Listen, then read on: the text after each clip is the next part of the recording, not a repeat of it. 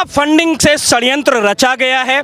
आज उस ओमकार सिंह को सुरक्षा देने के लिए 2 पुलिसकर्मी लगाए गए हैं। मैं इस केस के लिए लड़ रहा हूं, मुझे ये पुलिसकर्मी दिए गए हैं मेरी सुरक्षा में। क्यों? कि कहीं ना कहीं अतीक अहमद, पीएफआई, मुख्तार अंसारी जैसे गुंडों का डर। तो लड़की का कहना है मुझे संदीप ने मारा, तो मैंने कहा कौन संदीप? तो उन्होंने बोला घटना स्थल पे जो संदीप मौजूद था वो लड़की का भाई था। हमारे प्रदेश के मुख्यमंत्री का नाम योगी आदित्यनाथ जी है। उन्होंने एक ऐसे अफसर को यहाँ पर भेज दिया है एसपी बना करके, जो बाल की खाल और खाल की छाल भी निकाल करके सच्चाई बाहर लेकर के आएगा। एक आईएएस अधिकारी को नालायक बोलना, ये कहां से मीडिया ने सीखा कि अगर सफदरजंग अस्पताल ने डेड बॉडी 9 बजे दे दी थी तो रात 10 बजे तक गिद्ध क्या कर रहे थे उस बेटी की लाश के साथ? तो खुद से एक सवाल करना चाहिए, क्या स्थानीय नागरिक एक भी था राहुल गांधी जिंदाबाद बोलने वाला? ये बहुत बड़ा सवाल है। प्रशासन को थोड़ी सी स्वतंत्रता मिली है, नहीं तो इससे पहले की सरकारों में एक 2 कौड़ी का कार्यकर्ता करके और कॉलर पकड़ लेता था दरोगा जी का कि छोड़ो हमारे आदमी को। मेरा ही पकड़ के प्रूफ करके दिखा दिया। मैं एक एग्जांपल दे रहा हूं। राहुल गांधी में ऐसा क्या है कि वो एक आईपीएस को धक्का मार सकते हैं? और जो वो गिरे हैं उसका तो प्रमाणिकता है कि वो सिर्फ गांजा ढूंढने के लिए गिरे थे, गिराए नहीं गए थे।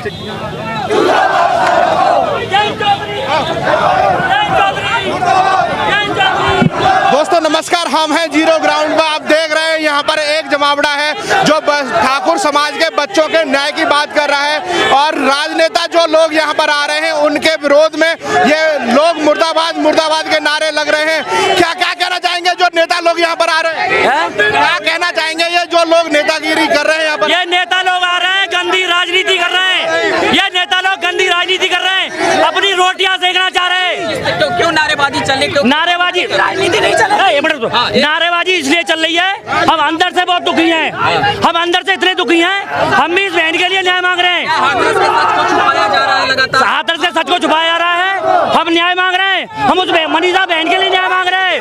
मगर ये राजनीति करने वाले कुत्ते बड़ुए ऐसी राजनीति कर रहे हैं, सच को सामने नहीं आ रही। आप देख रहे हैं कि यहाँ पर नारेबाजी लगातार चल रही है, और ये नारेबाजी इसी बात की है कि जिस तरीके से यहाँ पर उस महिला को लेकर के राजनीति की जा रही है, उसके ऊपर वोट की राजनीति और अपनी रोटियां सेकने के लिए लगे हुए हैं। तो अभी हमारे पास यहाँ पर दीपक शर्मा जी हैं, हम इनसे जानते हैं कि आखिरकार यहाँ हाथरस के अंदर जो सच है उस सच को क्यों छुपाया जा रहा है? सर, सच को राजनीति के गिद्धों ने सरकार को बदनाम करने के लिए, सरकार को अस्थिर करने के लिए, प्रदेश में दंगे भड़काने के लिए, योगी जी को बदनाम करने के लिए ये पूरा फंडिंग से षड्यंत्र रचा गया है।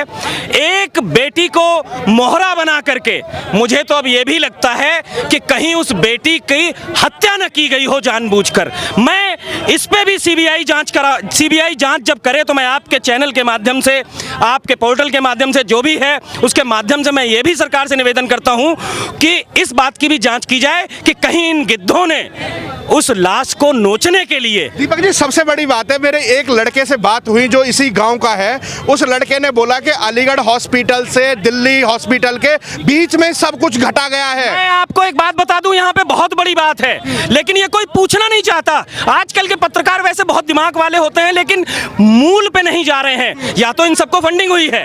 आप एक बात बताइए, अगर हाथरस में तबीयत नहीं खराब थी, एक भी स्टेटमेंट पिता का, माँ का, भाई का, किसी का भी दिखा दीजिए। बेहतर इलाज के लिए वहां ले जाया गया, तबीयत ज्यादा बिगड़ गई इसलिए नहीं ले जाया गया। आप समझ रहे हैं? यहां पर इलाज चल रहा था, लड़की स्वस्थ थी। यहां पर ऐसी कोई भी चीज नहीं थी कि अलीगढ़ एसएन मेडिकल कॉलेज में उसको उपलब्धता नहीं हो पा रही थी। एक सवाल ये बनता है, आप पूछिए अपने चैनल के माध्यम से कि आखिर उसको दिल्ली किस षड्यंत्र के तहत ले जाया गया? कहीं असली षड्यंत्र की शुरुआत यहीं से तो नहीं हुई। सबसे बड़ी बात है कि जैसे पीएफआई का नाम आ रहा है, फंडिंग का बात हो रही है। नाम नहीं आ रहा, आप गलत कह रहे हैं, नाम नहीं आ रहा। लगभग चीजें क्लियर हो चुकी हैं कि पीएफआई सहित और भी 1-2 संगठन हैं जिन्होंने लगभग 100 करोड़ की फंडिंग की है। क्यों? अतीक अहमद ने फंडिंग की, क्यों मुख्तार अंसारी ने फंडिंग फंडिंग की। क्यों? इसलिए कि योगी सरकार ने इनके 200 करोड़ के बंगले ध्वस्त कर दिए। योगी सरकार ने इनका बना बनाया जो साम्राज्य था वो ध्वस्त कर दिया, इसलिए कि इनके बने बनाए जो राजनीतिक गुर्गे थे वो सारे जेल के सलाखों के पीछे पहुंचा दिए। यह है राजनीतिक षड्यंत्र। दीपक जी, आप इस गांव के बिल्कुल करीब हैं और आपने बहुत जोरों शोरों से आवाज उठाई है। आखिरकार इस गांव के अंदर जो लोग हैं वो बोलने के लिए राजी नहीं हो रहे हैं। सबसे बड़ी बात यह है, ये मैं आपको बता दूं, ये जो बोलने के लिए नहीं राजी हो रहे हैं ये एक आम भय हो सकता है, लेकिन अगर आप किसी के अंदर विश्वास ये पैदा कर सकते हैं, आप समझिए कल ओमकार सिंह नाम का एक व्यक्ति जो मुझे बयान देता है, जो आज मीडिया में भी चला, जो जिसने पूरा माहौल बदलने का काम किया, आज उस ओमकार सिंह को सुरक्षा देने के लिए 2 पुलिसकर्मी लगाए गए हैं। मैं इस केस के लिए लड़ रहा हूं, मुझे ये पुलिसकर्मी दिए गए हैं मेरी सुरक्षा में। क्यों? सच बोलने के लिए इतना मतलब माहौल इतना खराब हो गया है कि अगर कोई सच बोलेगा तो आप समझिए ये माहौल है। ये पुलिसकर्मी क्यों दिए गए मुझे? इसीलिए ना कि तुमने सच बोला है, तुम्हारी जान को खतरा है, और यही बात का डर गांव वालों को लग रहा है। गांव वाले डर नहीं रहे, गांव वाले बगैर कैमरे के आपको सब कुछ बताने को तैयार हैं, लेकिन ऑन कैमरा थोड़ा डर रहे हैं। उसकी एकमात्र वजह यही है कि कहीं ना कहीं अतीक अहमद, पीएफआई, मुख्तार अंसारी जैसे गुंडों का डर है। दीपक जी, सबसे बड़ी बात है, संदीप के नाम को लेकर के बड़ी चर्चा हो रही है। संदीप सबसे मुख्य आरोपी है। आखिरकार संदीप का जो नाम है, उस लड़की के भाई का नाम भी संदीप है, एक अक्यूज्ड है उसका भी नाम संदीप है। संदीप के नाम के बारे में थोड़ा सा जनता के बारे सामने रखे कि क्या है सच्चाई संदीप की। मैं आपको संदीप नाम की जो चर्चा है मैं वो बता देता हूं। जो संदीप है, जो मैं अभी एक वीडियो लेकर के आया हूं, उस वीडियो में बिल्कुल एक जो प्रत्यक्षदर्शी घटना स्थल से जो गवाह है उसका ये कहना है कि मैं घटना स्थल पे लड़की की मां के साथ ही घास काट रही थी, जब एक खेत छोड़ के घास काट रही थी। जब ये घटना हुई तो मुझे वो लड़की की मां ने बुलाया और लड़की का भाई घास लेकर के वहां से जा रहा था। मैं वहां पर जाती हूं, मैंने लड़की से पूछा कि तुम्हें ये किसने मारा? तो लड़की का कहना है मुझे संदीप ने मारा। तो मैंने कहा कौन संदीप? मैंने पूछा कौन संदीप? तो वो बोली कि ये तो हमने नहीं पूछा, लेकिन घटना स्थल पे, मैंने पूछा घटना स्थल पे क्या कोई संदीप मौजूद था? तो उन्होंने बोला घटना स्थल पे जो संदीप मौजूद था वो लड़की का भाई था, ना कि संदीप सिंह जो जेल में है वो था, बल्कि वो संदीप सिंह जो आज घर में है वो घटना स्थल पे मौजूद था, जो जेल में है वो नहीं। दीपक जी, सबसे बड़ी बात है कि जो इस परिवार को कहीं ना कहीं लोभ देने की बात हो रही थी, वो ऑडियो टेप वायरल हो रहे हैं। 50-50 लाख तक का जो इनको पैसा देने की बात की थी। फैसला मत कर लेना, 10 लाख का प्रूफ हो गया, प्रियंका गांधी देके गई है। नहीं, 10 लाख का तो आपके पास सबूत है, आपके पास प्रूफ मौजूद है। और दूसरी बात, आपने ऑडियोज में बिल्कुल स्पष्ट सुन लिया है कि 50 लाख न्यूज चैनल के पत्रकार बोल रहे हैं कि 50 लाख आपको देंगे। कहां से देंगे? कौन दे रहा है? ये सब जांच का विषय है। सीबीआई ये पुलिस वालों के खिलाफ क्यों है? यहां से एसपी को सस्पेंड किसने करवाया? इन लोगों ने करवाया। इसलिए करवाया क्योंकि उनके पास आधारभूत सबूत थे। जब तक वो यहां इस केस से नहीं हटेंगे तब तक इनके रास्ते आसान नहीं होते। लेकिन हमारे प्रदेश के मुख्यमंत्री का नाम योगी आदित्यनाथ जी है। उन्होंने एक ऐसे अफसर को यहां पर भेज दिया है एसपी बना करके, जो बाल की खाल और खाल की छाल भी निकाल करके सच्चाई बाहर लेकर के आएगा। दीपक जी, सबसे बड़ी बात है कि यहां पर जो आज ग्राउंड जीरो पर जो जिस लेवल पे पत्रकारिता हुई है उस पर बड़े सवाल खड़े हो रहे हैं। पत्रकारिता के लिए सिर्फ 2 ही चैनल जिम्मेदार हैं, जैसा कि मैंने पहले भी कहा है, एक एबीपी न्यूज और एक आज तक, जिन्होंने पीएफआई के फंडिंग, मैं बहुत गारंटी के साथ तो नहीं कह सकता, लेकिन जिन्होंने, आपने देखा यार हो चुकी है। आप एक बात देखिए, आपने कभी आज तक कभी, मैं एक सामान्य व्यक्ति होने के नाते आपसे को कुछ याद दिलाना चाहता हूं, क्या आज से पहले कभी किसी शहर के एसडीएम से इस प्रकार की अभद्रता एक इतनी बड़ी पत्रकार ने की?